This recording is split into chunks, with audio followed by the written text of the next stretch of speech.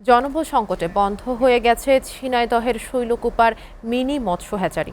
মাছ চাষিদের উন্নত মানের রেণু সরবরাহের উদ্দেশ্যে নির্মাণ করা হলেও প্রয়োজনীয় জনবল এবং নিয়মিত তদারকির অভাবে প্রত্যাশিত সেবা কখনোই পায়নি এই অঞ্চলের মানুষ।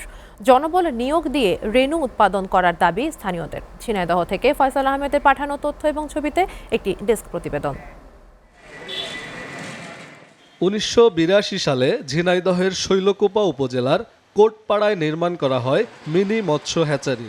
শুরুর দিকে প্রাথমিক পর্যায়ে ২-১ বার রেণু উৎপাদন করা হলেও পরে মান নিয়ে চাষিদের অভিযোগ বাড়তে থাকে। চাহিদা কমে যাওয়ায় ধীরে ধীরে বন্ধ হয়ে যায় উৎপাদন। ১৯৮৬ সালের দিকে পুরো হ্যাচারিটি পরিত্যক্ত হয়ে পড়ে। ২০১৫ সালে আবারও কিছুদিনের জন্য পোনা উৎপাদন শুরু করে মৎস্য বিভাগ। এরপর জনবল সংকটের কারণে সেই বছর আবারও বন্ধ হয়ে যায় হ্যাচারিটি। সেই থেকে পড়ে আছে এটি। ব্যবহারের অভাবে নষ্ট হচ্ছে যন্ত্রপাতি ও অবকাঠামো। স্থানীয়রা বলছেন, হ্যাচারিটি বন্ধ থাকায় বাড়তি দামে দূর থেকে রেণু সংগ্রহ করতে হচ্ছে তাদের। এতে সময় ও অর্থ দুটোই ব্যয় হচ্ছে বেশি। তাই দ্রুত সময়ের মধ্যে হ্যাচারিটি পুনরায় চালু করার দাবি তাদের। তারপরে এই ধরনের ৭-৮ বছর এভাবে পড়ে আছে।